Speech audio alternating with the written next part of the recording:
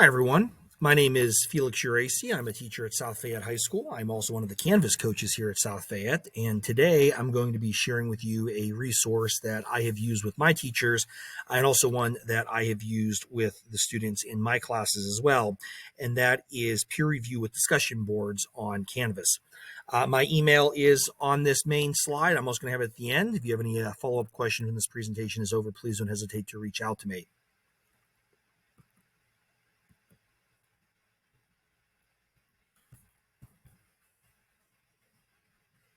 Sorry about that. So, as I said, this presentation is on how to use discussion boards and the discussion board feature within Canvas to provide an opportunity for students to give feedback to their peers, but in a more structured fashion.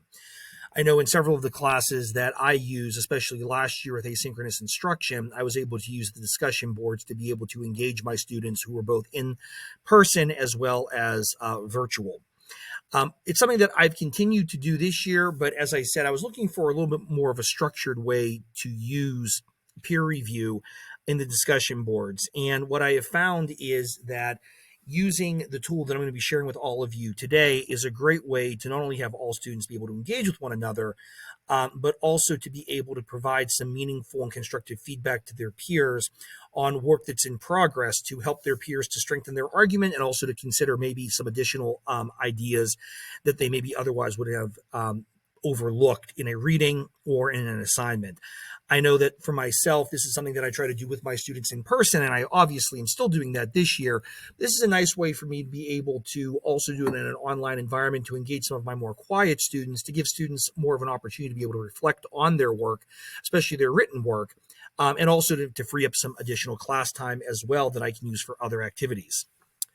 There's obviously many ways you can incorporate discussion boards in your classes, but in this example here, this is by using a template that I'm going to show you how you can download from the Canvas Commons in a moment.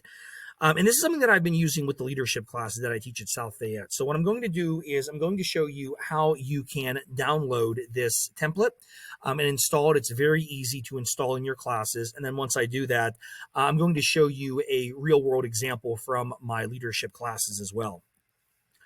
So this is a link that you can use to download the template. And if this link does not work for you, then I'm going to give you the instructions. You can manually find it.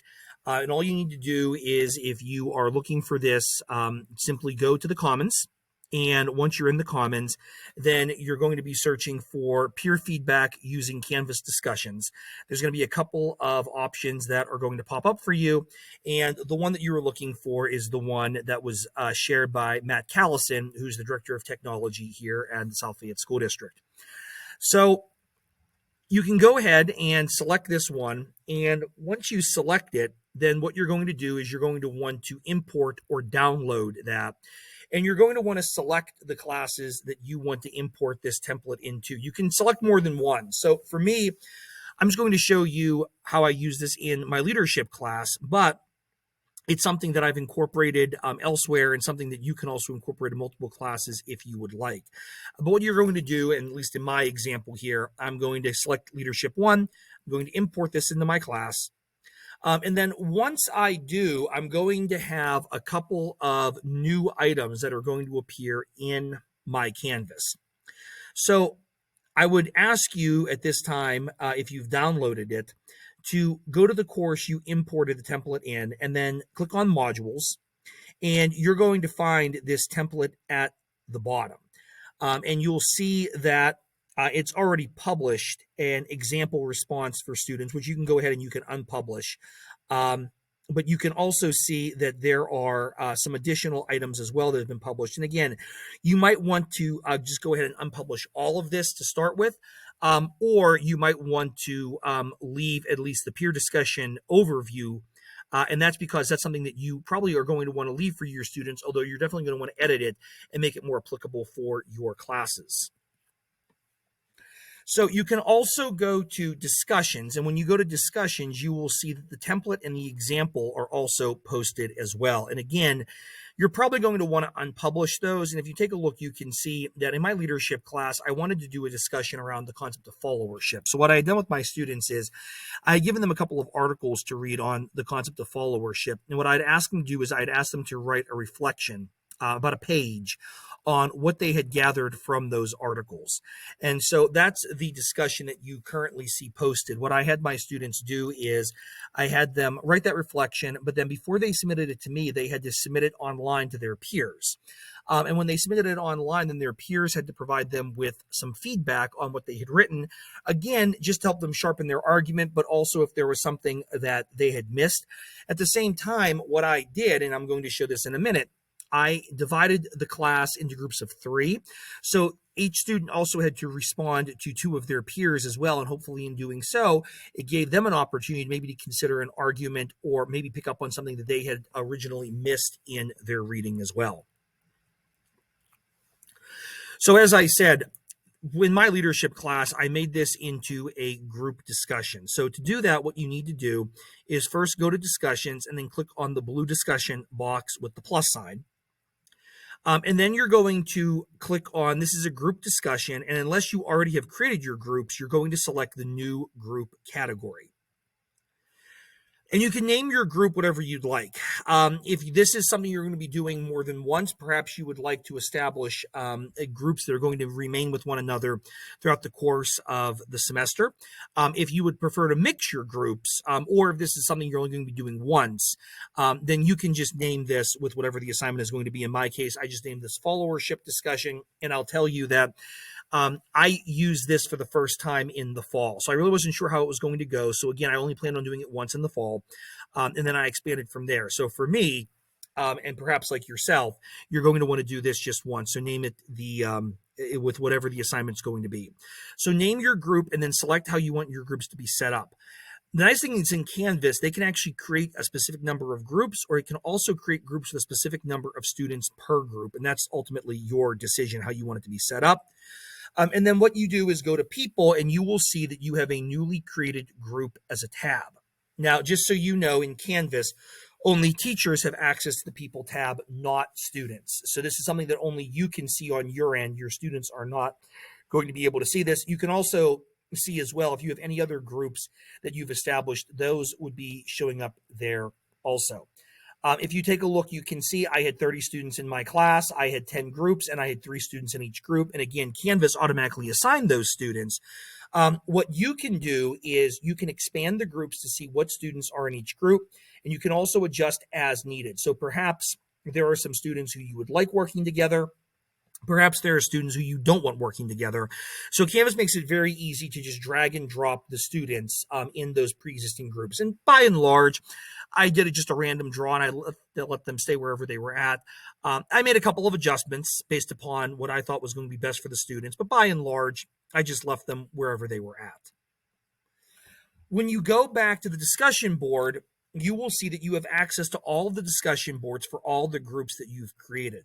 So when you go to edit, you're going to be editing in the main discussion board, and that will automatically change what your students see. So on your students' end, all they're going to be able to see is the discussion board that they have been assigned and the students that they have been assigned to.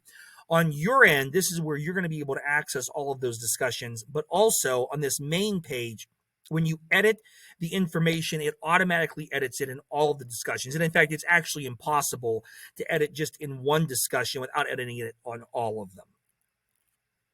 So one of the nice things with this template is it already has some information included, and you can edit that for your specific assignment.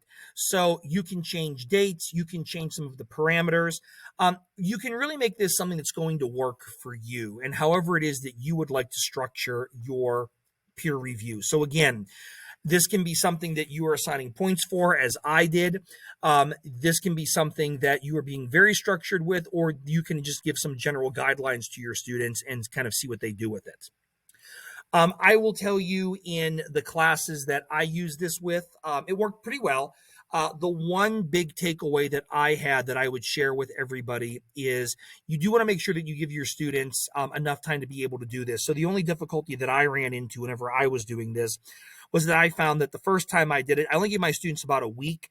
And for some of my students, it just wasn't enough time because the way that it's structured, they only had a finite amount of time, like 3 or 4 days, to be able to post their material. And then once they posted, they had to wait for their peers to respond, and then they had to respond to their peers. I didn't give my students enough time. So what I would suggest is I would give at least 10 days, if not a full 2 weeks, to your students to do this from start to finish. You are going to have some of your students that are going to do this as soon as they possibly can. You're going to have your students who are going to wait to the last possible minute. And then, of course, you're going to have your students who are going to be late. And, of course, it's really not fair, especially when you have groups of 3 students, that if one student is timely and the other 2 people are not, that they did their work on time and now they're being delayed being able to complete their assignment, which is to respond to their peers.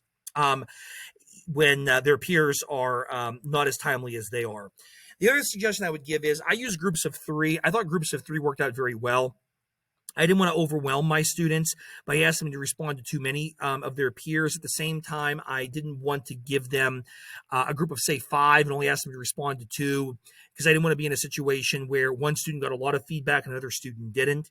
Having said that, the one thing that I did run into again was that in groups of 3, if one student doesn't do the assignment, it definitely has an impact. And obviously, if 2 don't, then it severely impacts the ability of the third student to be able to do their work.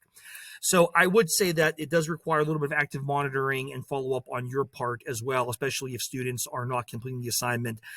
You might want to consider switching groups, or you might want to just give those students a reminder, or perhaps do something else for a student who is in a group that is not meeting their deadlines to be able to post this. But I did find that this worked out very well with my students, especially my students, like I said, who maybe don't participate as much in class. This is a good opportunity for them to be able to contribute. And I definitely think that I got a better end product from my students in terms of their written work as a result. So I really encourage you to try this out. It's something that's very simple to use. It doesn't require a lot of effort since the template's already there. And I think that you'll get a good response with your students and allow them to engage outside the classroom. Again, my email address is there on the screen. I wish you all of the best with this assignment. Good luck. And I look forward to hearing how it goes for all of you.